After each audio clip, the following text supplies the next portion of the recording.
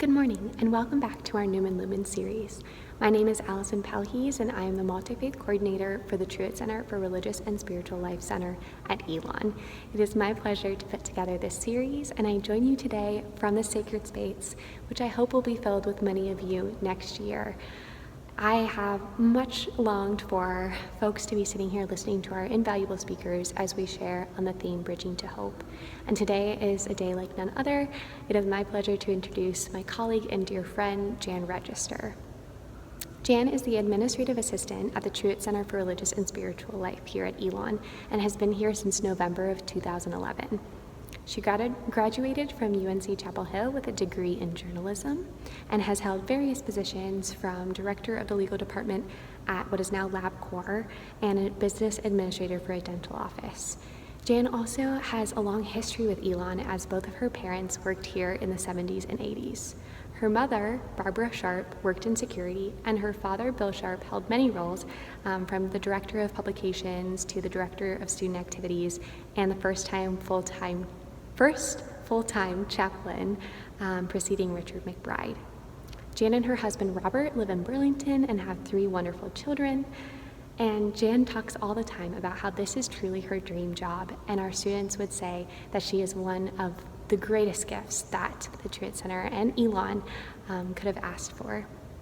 She loves singing and is an advisor for Twisted Measure, which is one of Elon's co-ed a cappella groups, and loves her fur baby Ringo.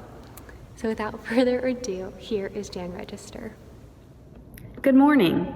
I'd like to thank Allison for inviting me to speak at Newman Lumen today around the theme of Bridging to Hope. Hope is something that seems more and more tangible these days as folks are getting vaccines and spring is here in a way that maybe we've never experienced it quite before.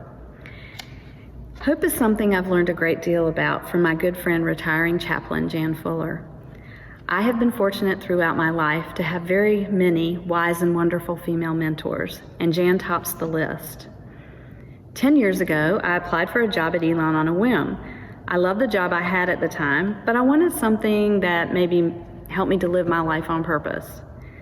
I noticed that Elon had announced the hiring of a new chaplain, and I thought maybe, since there was a new chaplain, there may be other positions available too, which would be a really cool full circle moment for me to be in a position in the Religious and Spiritual Life Department, the same department where my dad was named the first full-time chaplain 40 years ago. 2 months later, when I had heard nothing from Elon, I assumed that they had filled the position. And then one day I was walking down the sidewalk downtown and I received a phone call from Jan Fuller asking for a phone interview. As it turned out, following the phone interview, I wasn't one of the top 3 choices who were invited to campus for an interview. I still have to tease Jan about that. But when one of the candidates decided not to interview, I was number 4. Getting that call from Susan Lindley was literally one of the most exciting times of my life. Honestly, I felt like I belonged at Elon. I was the first person Jan hired in her new position as university chaplain at Elon. And even as I was working my 2-week notice at my other job, she invited me to come over to the Truett Center one evening. At that time, the Religious and Spiritual Life building was across the street from the tennis courts in the building that now serves as the Scott Hillel Center. I arrived at the house not knowing what to expect and found a large group of very enthusiastic students who were painting stones in Hebrew, Arabic, and Sanskrit, with words that reflected their hopes and dreams for the new spiritual life building. The stones were to be placed at the site of the groundbreaking and were adorned with words like unity, koinonia, umoji, peace, and agape.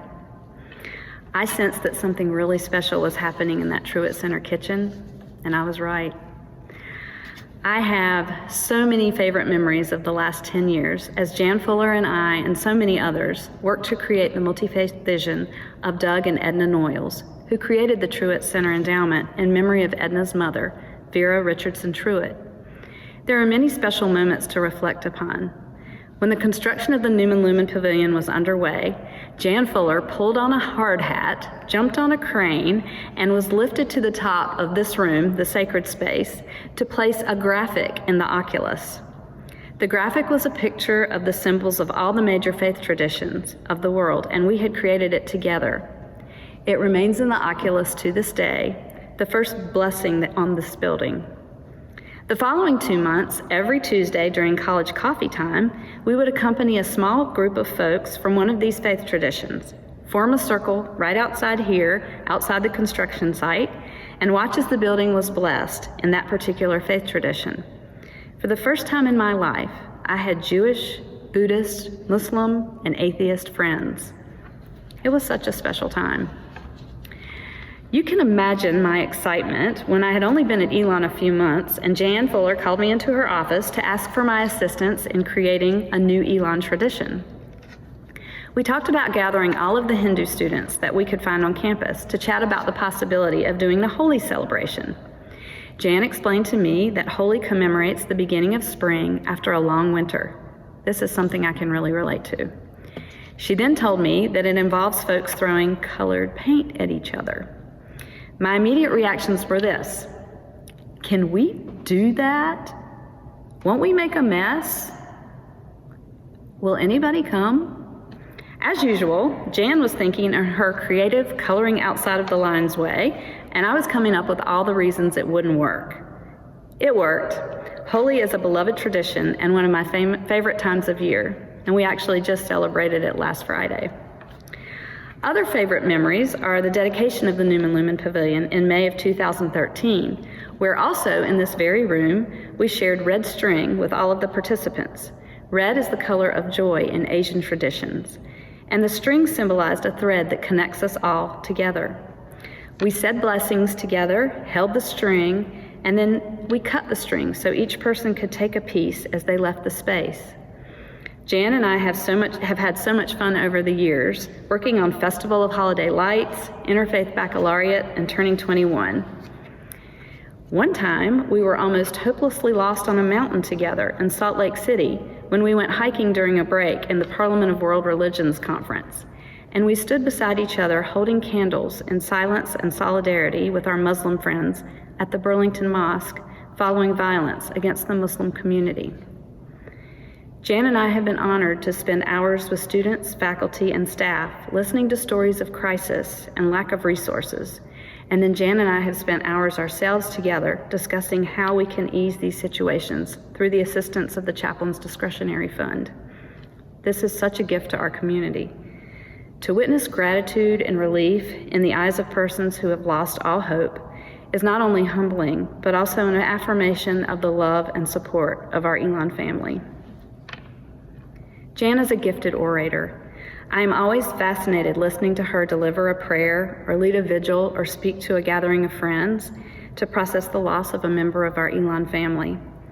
She is always spot on, always has the right words, and she is a consistent source of comfort and peace for those who are suffering.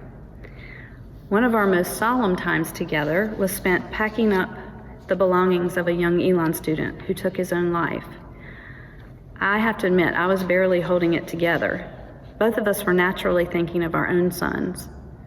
Jan was the rock I was leaning on that day. Hands down, my most memorable moment with Jan was when I had the honor of attending her marriage to Jan Therian at their home in Roanoke. Joel Harder, Carrie Siegler, my husband Robert, and I road tripped to Virginia, stood in a living room, and witnessed magic.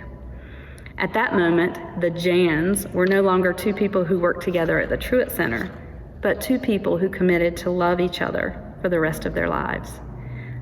I get teary thinking about it. Since Jan hired me, she has treated me as an important and vital member of the Truett Center team. I have always felt seen, heard, and affirmed, which I think is the best thing a supervisor can do for an employee. When we had been at Elon just a few years, Jan supported my idea of filling our assistant chaplain position with a new position called multi-faith coordinator. We had had a lot of difficulty finding someone to fill the assistant chaplain position, and I thought that it might be nice to hire someone who was a recent undergrad and have them to work with us and work with the interns. This gave Elon the unique position of offering a recent undergraduate the opportunity to dip a toe in the waters of chaplaincy, to see if the vocation was a good fit. Our first multi-faith coordinator, Diana Abrahams, is now a social worker in Australia. Our second one, Carrie Siegler, is pursuing a PhD in sociology, affiliated with the Center for the Study of Religion and Department for Gender and Sexual Studies at Princeton University. Our current multi-faith coordinator, Allison Pelhees, plans to get a dual master's in divinity and social work upon leaving Elon. This is all, I am sure, in no small part, to the mentorship and example set by Jan Fuller. I love to think of Jan Fuller covered in holy paint, laughing and running around with college students in a color free-for-all. Jan Fuller dancing her heart out on the McKinnon dance floor at the holiday party.